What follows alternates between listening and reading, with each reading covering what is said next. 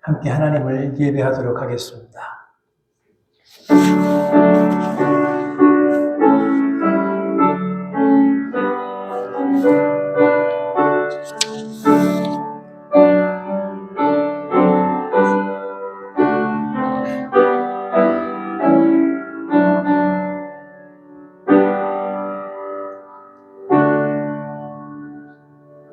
김미양 집사님 기도하실 때 다 함께 기도하겠습니다.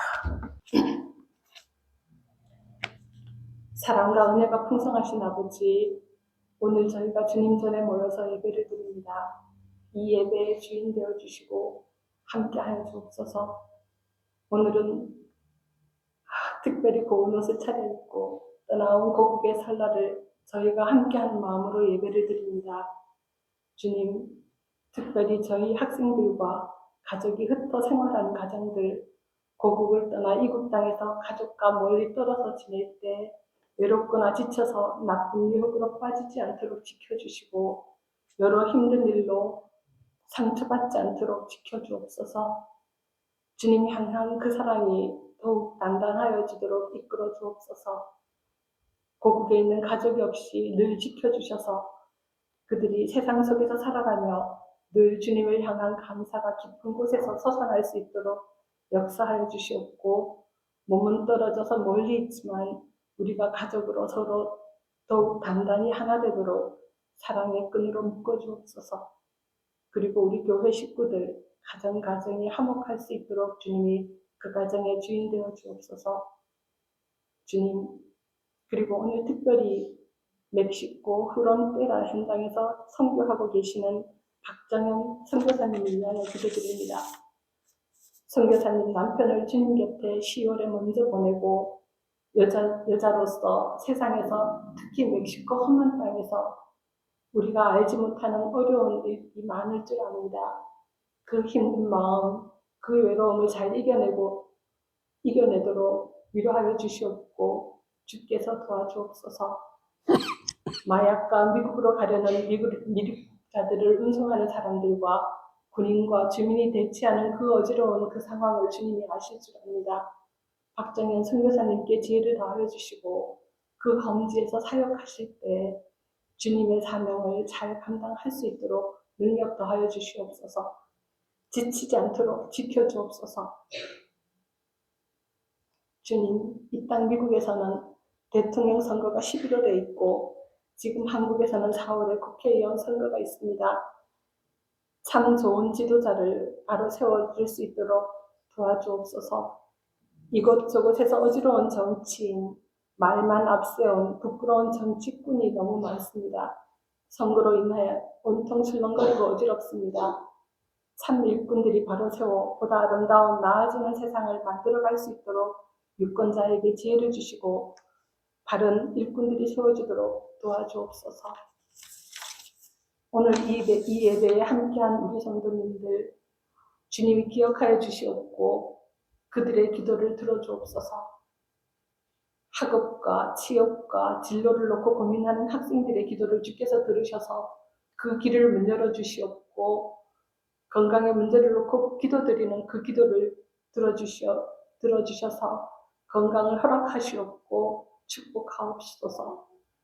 가정의 문제와 경제적인 힘듦을 호소하는 기도 소리가 있다면 주님 들으시고 응답하여 주옵소서. 그 아픔을, 그 힘든 부분을 해결하여 주옵소서. 오늘 말씀 전하시는 박경영 목사님을 축복하시기를 원합니다. 먼 길 오가실 때 늘 안전으로 지켜주옵소서. 오늘 말씀 전하실 때에도 그 말씀에 능력 더하여 주셔서 힘있게 하시고 우리 마음밭에 감동으로 감화로 다가오게 하옵소서. 삶의 양식으로 받아 씨 뿌려지게 하옵소서. 이제 저희가 또 한 주 세상에서 살아갈 때 주님 손잡고 하루하루 기쁨으로 승리하는 저희가 될 수 있도록 주님께서 늘 동행하여 주옵소서. 감사드리며 예수님 이름으로 기도드립니다. 호세아서 6장 1절로 6절의 말씀입니다. 하나님의 말씀을 교독하겠습니다. 오라 우리가 여호와께로 돌아가자. 여호와께서 우리를 찢으셨으나 도로 낫게 하실 것이요 우리를 치셨으나 싸매어 주실 것임이라.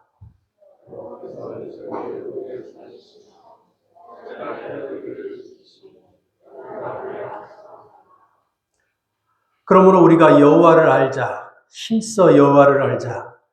그의 나타나심은 새벽빛같이 여김없나니 비와 같이 땅을 적시는 높은 비와 같이 우리에게 임하시리라 하니라.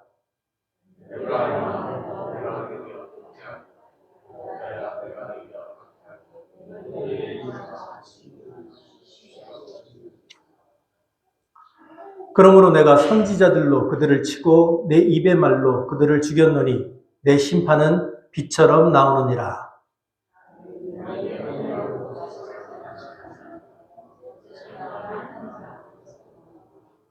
예수님께서 어느 날 산에 제자들과 함께 올라가셨습니다.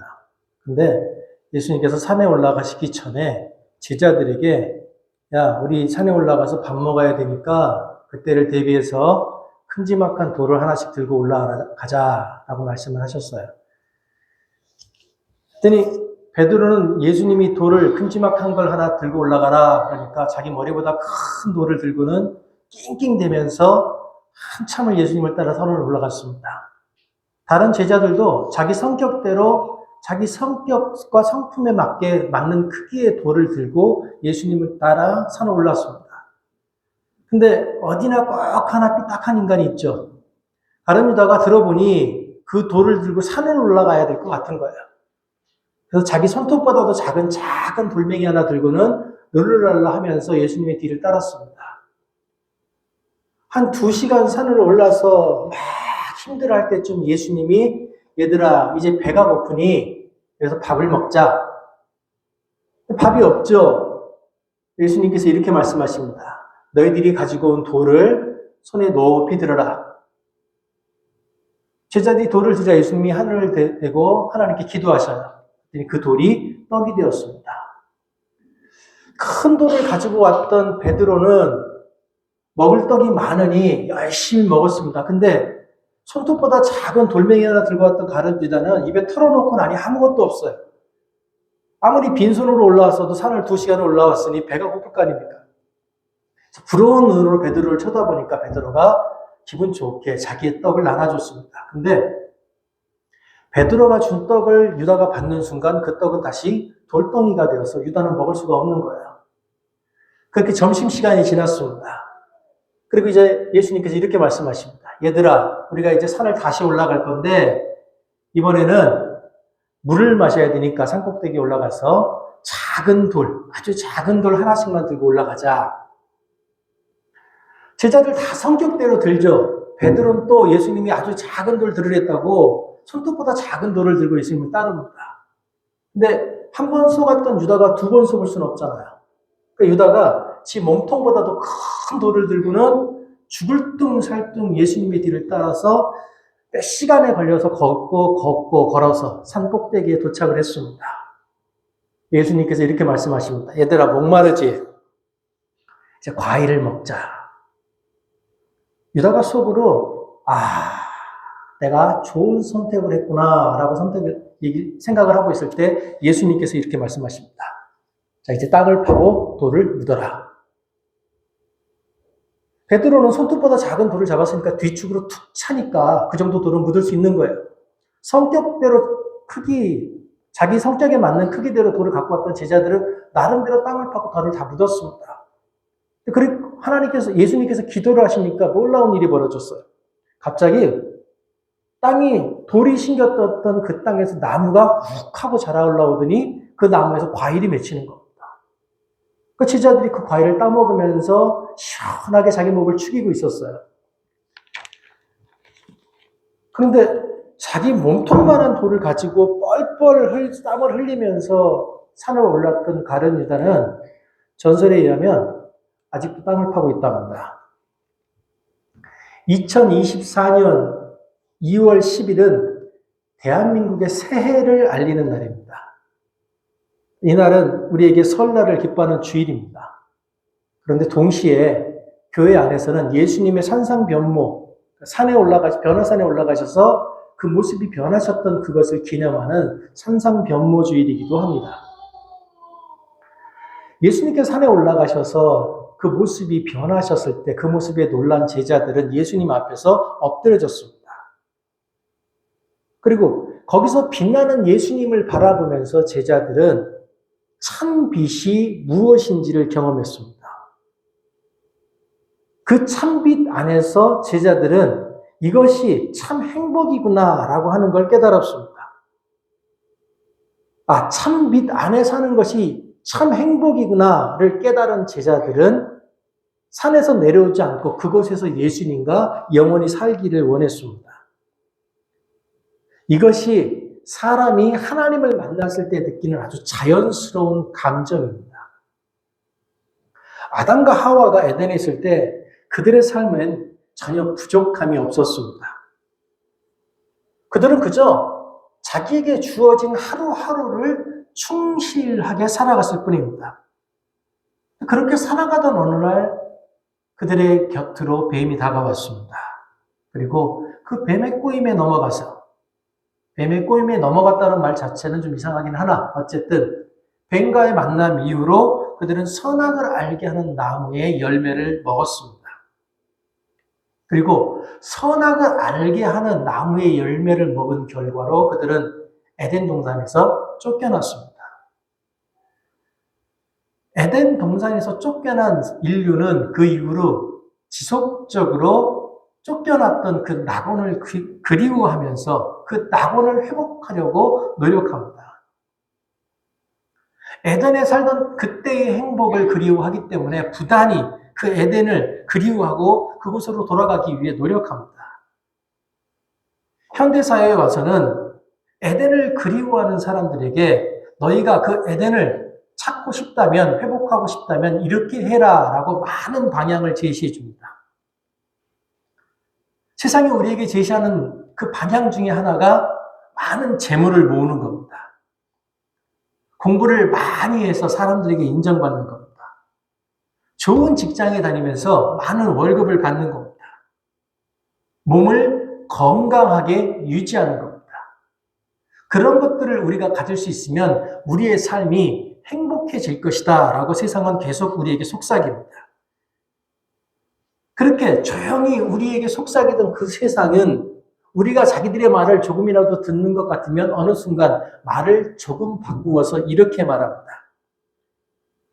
네가 돈을 많이 버는 것이 참 중요하지만 더 중요한 것은 네 친구보다 돈을 많이 갖는 것이다.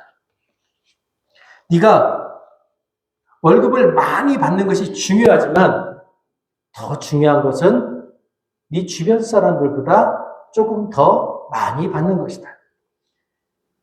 네가 건강한 것이 참 중요하지만 더 중요한 것은 다른 사람들보다 조금 더 건강한 것이다. 네가 공부를 잘하는 것이 중요하지만 더 중요한 것은 네 동료들보다 조금 더 잘하는 것이다. 그 말에 속은 우리는 결국 우리 자신을 성장시키고 우리 자신의 삶을 건강하게 만들기 위해서가 아니라 내 주변에 있는 누군가를 이기기 위한 수단으로서 우리의 삶을 대합니다.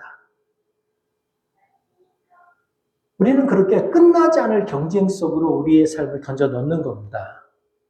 우리는 그 끝나지 않는 경쟁으로서의 삶을 끊임없이 살아가면서 우리의 삶을 소비하고 낭비합니다.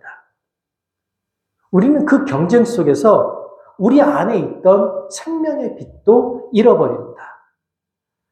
얼마 전에 제가 설교를 하면서 요한복음 1장 9절에 예수님을 참빛이라고 말한 세례 요한에 관해서 얘기를 했었습니다. 마태복음 5장에는 그런데 참빛이신 예수님은 우리에게 너희는 세상을 비추는 빛이라고 말씀하셨다라고 말합니다. 예수님은 우리에게 너희는 세상을 비추는 빛이다. 참 빛이신 예수님이 우리에게 뭐라고 말씀하셨냐면 너희는 세상을 비추는 빛이다. 그러면서 예수님은 우리에게 너희는 세상의 빛이니 너희 빛이 사람 앞에 비치게 하여 그들이 너희의 착한 행실을 보고 하늘에 계신 아버지께 영광을 돌리게 하라 라고 말씀하셨습니다. 이 말을 사도 바울은 에둘러 이렇게 표현했습니다. 너희가 전에는 어둠이더니 이제는 주 안에서 빛이라. 빛의 자녀들처럼 행하라. 예수님은 당신을 따르는 사람들에게 모든 것을 버리고 당신을 따르라고 하셨습니다. 그런데 너희의 모든 것을 버리고 나를 따르라 라고 가르쳤던 예수님이 제자들에게 요구하신 것은 어떤 특별한 헌신이 아니었어요. 어떤 특별한 봉사가 아니었습니다.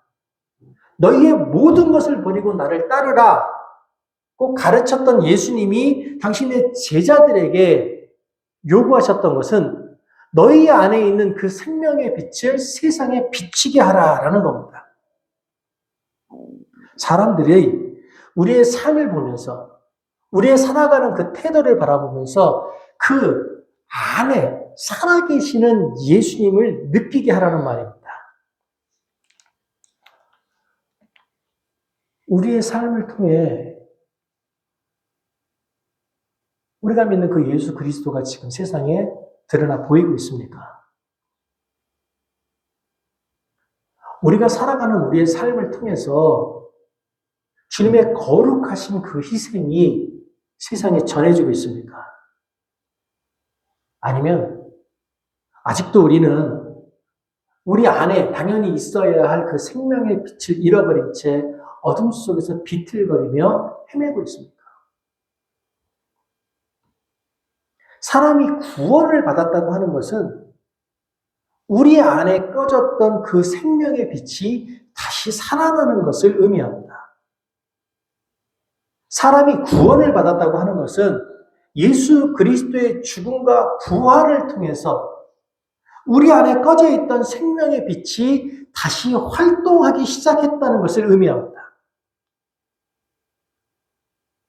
그렇다면 정말 지금 우리 안에는 죄로 인해서 사라졌던 그 생명의 빛이 다시 타오르고 있습니까?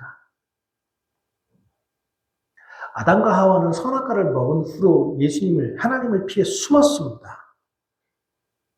그들의 죄로 인해서 인간과 하나님 사이에는 커다란 담벼락이 생겼습니다. 죄 가운데 사는 인간은요, 끊임없이 하나님으로부터 도망가려고 합니다. 그 끊임없이 하나님으로부터 도망가려고 하는 인간들에게 선지자들은 끊임없이 외칩니다. 하나님께로 돌아오라. 오늘 본문에서 하박국도 오라, 우리가 여호와께로 돌아가자라고 이야기합니다. 하나님을 떠난 사람이 살아날 수 있는 방법은 딱 한 가지입니다. 하나님께로 돌아가는 겁니다. 우리 안에 그 생명의 빛이 타오르게 하려면 하나님께로 돌아가는 것 외에는 길이 없습니다. 하나님으로부터 멀어졌던 우리의 마음이 하나님께로 돌아가는 것 외에는 우리 안에 그 참 빛을 다시 살아나게 하는 방법이 없다는 말입니다. 그래서 호세아는 이스라엘 사람들에게 이렇게 말합니다. 오라, 우리가 여호와께 돌아가자. 그럼 어떻게 해야 여호와께 돌아갈 수 있습니까? 40일 금식 기도를 하면 될까요? 교회 나와서 매일 통성으로 기도하면 됩니까? 물론 우리의 삶이 죄악 가운데로부터 돌아서서 하나님께 돌아가기 위해서는 부단히 끊이지 않고 기도해야 합니다.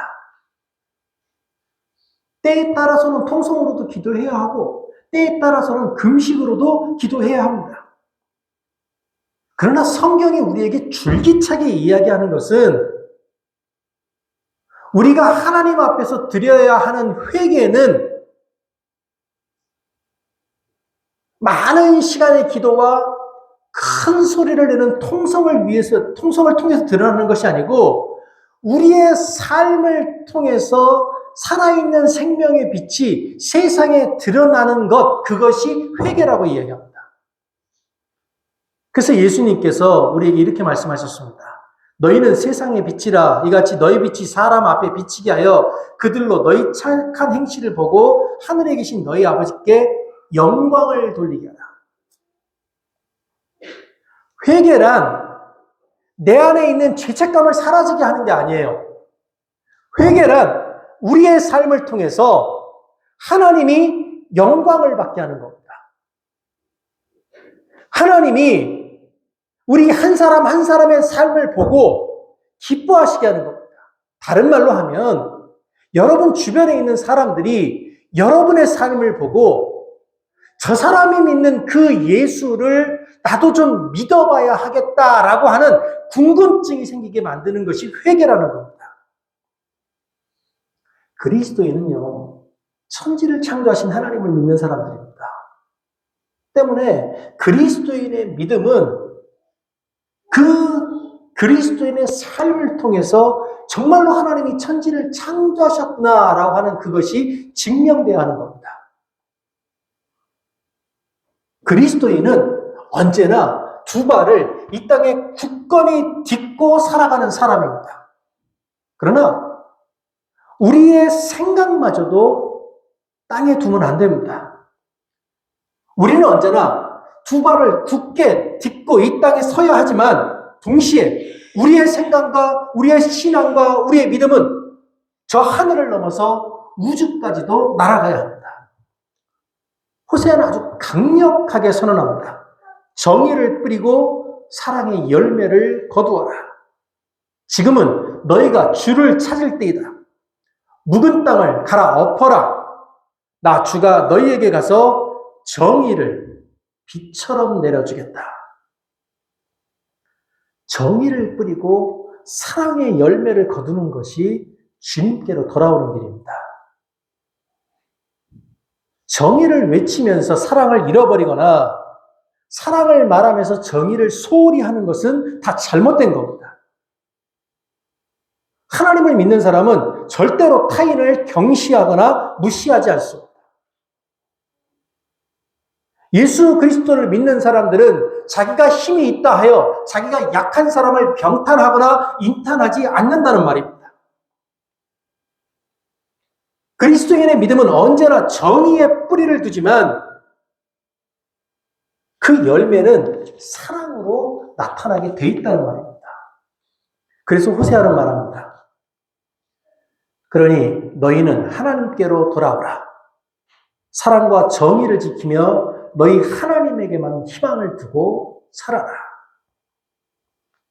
그리스도인은 정의의 기초에서 사랑의 열매를 거두는 사람입니다. 그래서 그리스도인이 말하는 정의는, 그리스도인이 말하는 사랑은 하나님에 기초하는 것입니다. 죄인인 우리가 하나님께로 돌아간다고 하는 것은 하나님의 사랑을 믿고 하나님의 전능하심을 믿는 것입니다. 우리를 향한 하나님의 사랑이 무엇입니까? C.S. 루이스는 이렇게 말합니다.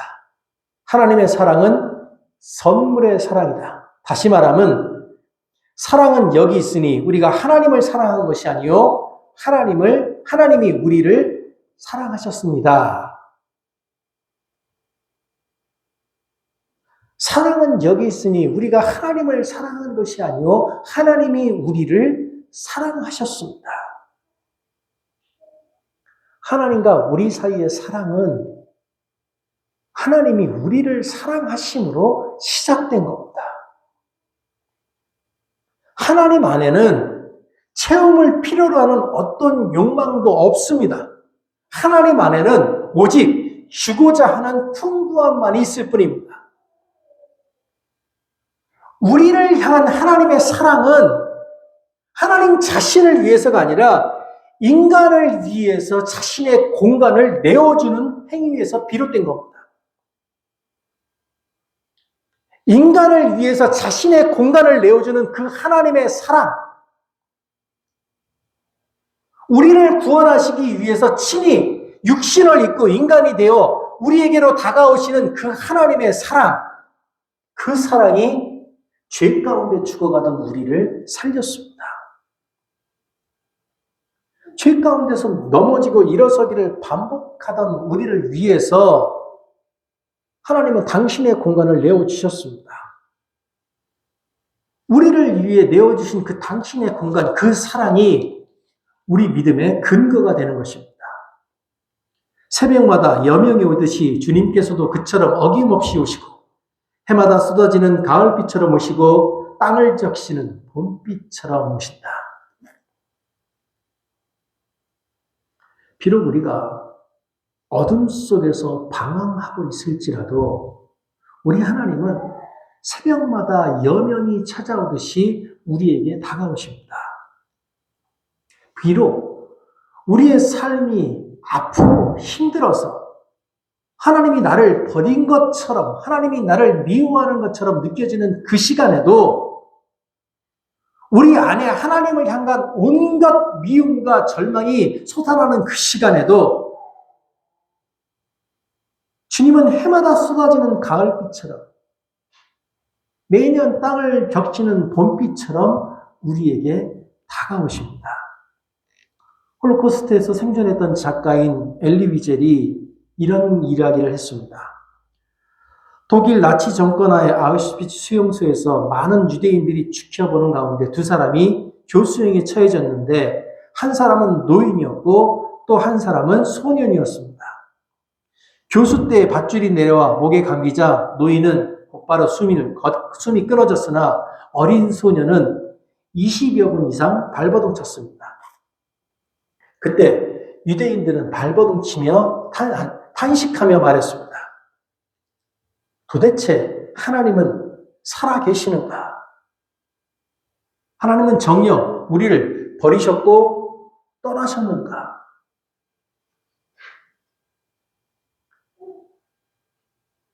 하나님 도대체 어디 계십니까? 그때 엘리에젤의 마음속에 이런 소리가 들렸답니다. 나 여호와 너희 하나님은 바로 지금 여기 있다. 나는 저 교수대에 매달려 발버둥 치는 저 소년과 함께 있고 저 소년과 함께 아파하며 고통당합니다.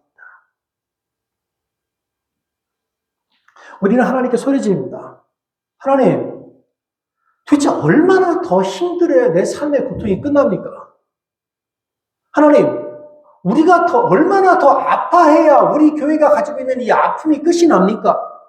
하나님, 얼마나 더 우리 가정에 이 고난과 저주가 있어야 하나님의 속이 풀리겠습니까?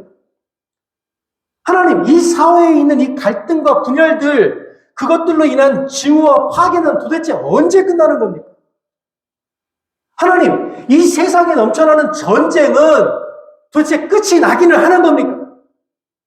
도대체 얼마나 더 많은 사람들이 죽어야 이 세상의 미움, 갈등, 증오와 혐오, 전쟁이 끝납니까?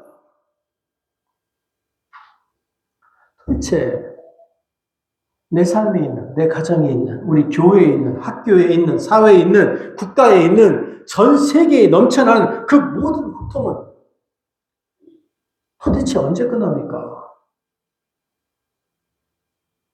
우리는 그것을 알 수가 없습니다. 그래서 우리가 믿는 그 하나님이 정말로 이 세상의 고통을 끝나게 할 수 있는 능력이 있는 분인지 의심이 들기도 합니다. 그런 우리를 향해서 호세아가 소리 지르는다. 우리가 하나님께 돌아가자. 우리가 하나님께 돌아가서 우리 주님의 은혜로 우리 안에 죽어있던 그 생명의 빛을 살려내자. 우리 안에 살아난 그 생명의 빛으로 우리 주변의 어두운 곳을 비추자. 먼저 너 자신을 삶을 진리의 빛으로 비추어라. 네 안에 살아난 그 진리의 빛으로 내 가정을 비추어라. 네 안과 네 가정에 살아난 그 진리의 빛으로 네가 참석하는 교회의 빛을 비춰라. 그 빛이 네가 다니는 학교에서 비추게 하여라. 그 빛이 네가 일하는 직장에서 비추게 하여라. 그 빛이 온 세상을 비추게 하여라. 그러나 우리 안에 있는 그 생명의 빛이 온 세상을 환하게 할 수는 없을 겁니다. 우리가 아무리 기도해도 우리 안에 있는 생명의 빛이 온 나라를 환하게 할 정도는 되지 않을 겁니다. 우리가 아무리 기도하고 헌신하고 하나님께 매달려도 우리 안에 있는 생명이 이 네브라스카 하나를 변화시키기에는 부족할 겁니다. 우리가 아무리 노력해도 우리의 노력을 통해서 우리 안에 있는 그 진리의 빛을 통해서 우리가 살고 있는 이 링컨 지역이 변화되는 것도 힘들 겁니다. 우리가 아무리 빛을 비추어도 그 빛이 내가 다니는 학교나 직장을 변화시키기에는 부족할 수 있습니다. 우리 안에 있는 그 생명의 빛이 이 자그마한 교회 하나조차도 밝게 빛나게 하는데 부족할 수도 있습니다. 그럴 때 우리 어떻게 해야 됩니까?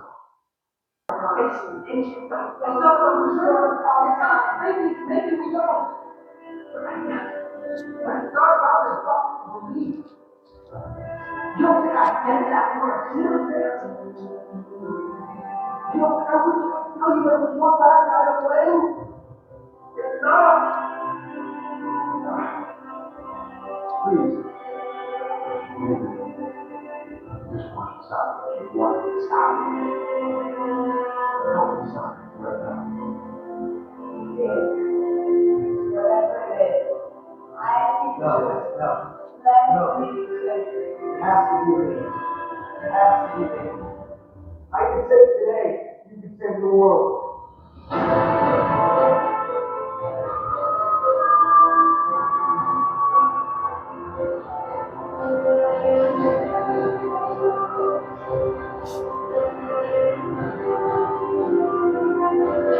우리는 세상을 구원할 수는 없습니다. 그러나 우리가 살아가는 작은 세상인 가정, 교회, 학교, 직장에서 작은 불빛이 될 수는 있습니다. 우리 혼자로는 우리가 살아가는 삶의 자리에서 아무것도 할 수 없을지도 모릅니다. 그러나 그 작고 작은 우리가 모이면 우리는 결코 작은 불빛이 아닐 수도 있습니다. 우리가 사는 삶의 장소에서 불빛을 전한다는 빛, 생명의 빛을 전한다고 하는 것은 쉬운 일이 아닙니다. 영화에서 보셨듯이 우리는 세상을 구원하는 사람이 아니고 오늘을 구원하는 사람입니다. 그 오늘을 구원하기 위해서 그 남자 배우는 비행기에 있는 폭탄을 총으로 쏴서 터뜨려야 합니다. 그리고 그것이 터지는 순간 자기는 죽어야 합니다. 그래서 비행기에서 총으로 그 폭탄을 쏘는 것은 결코 쉬운 일이 아닙니다. 그 폭발로 인해서 당연히 나는 죽을 것을 알기 때문에 결코 그것은 쉬운 일이 아닙니다. 때문에 그 폭탄을 향해서 총을 겨누며 두려움에 떠는 배우의 모습은 아주 정직한 인간의 모습이며 그 두려움 때문에 그의 선택은 더욱 아름다운 겁니다. 믿음을 가지고 있는 그리스도인은요, 세상을 살아가면서 절대 어떤 두려움도 갖지 않는 그런 사람들이 아닙니다. 오히려 그리스도를 따르기 때문에 우리 안에는 언제나 두려움이 함께합니다. 왜냐하면 그리스도를 따르기 위한 가치관과 세상의 가치관이 계속해서 부딪히기 때문에 그렇습니다. 그리고 내가 믿고 있는 이 신앙의 가치관과 세상의 가치관이 부딪혔을 때 우리가 가장 먼저 느끼는 것은 나의 보잘것없음입니다. 내가 이렇게 보잘것없고 형편없다고 느껴지는 그 순간에도 그 좌절과 절망에도 불구하고 우리는 우리에게 주어진 삶을 살아가야 합니다. 이 악물고 하나님이 내게 주신 삶에서 하나님의 빛이 나타나게 살아가야 합니다. 그것이 비록 어렵고 힘들지라도 포기하지 말고 그 길을 걸어가야 합니다. 제가 2년 정도 전에 톨킨의 반지의 제왕에 나왔던 이 이야기를 한번 했었습니다. 우리가 싸워야 할 전투가 있다. 우리 왕이 다시 돌아올 때까지 모든 세대가 싸워야 할 전투가, 새벽이 오기 전에 싸워야 할 전투가 있다. 이 세상의 운명은 우리 각자에게 달려있다. 왕의 이름을 몸에 지닌 우리 모두에게 달려있다. 원수는 그 어느 때보다도 잔인하고 교활하고 무자비하다. 그 원수와 우리 사이에 피할 수 없는 전투가 벌어지게 된다. 우리는 물러서서 칼을 거둘 수도 있다. 우리의 칼을 내리고 항복할 수도 있다. 포기하고 우리의 칼을 떨어뜨릴 수도 있다. 아니면 우리 앞서 나아갔던 사람들처럼 용감하게 칼을 빼어들고 원수의 군대를 향해 매미를 떨치며 나아갈 수도 있다. 우리가 용기를 잃어버리는 날도 있을 것이다. 그러나 오늘이 그날은 아니다. 친구들을 버리고 교제의 끈을 끊게 되는 날이 올지도 모른다. 그러나 오늘이 그날은 아니다. 오늘은 우리가 싸우는 날이다. 전투에서 승리하지 못할 수도 있고 살아남지 못할 수도 있다. 그러나 우리가 돌아서지 않았다는 사실이 기억될 것이다. 우리가 우리의 칼을 빼어들었다는 사실이 기억될 것이다. 그리고 우리가 싸우다 죽더라도 싸우다 죽었다는 사실이 기억될 것이다. 나가서 싸우라는 그분의 음성이 아직도 우리 귓전에 울리고 있다. 우리의 함성이 아직도 우리 입가에 훈훈하게 남아있다.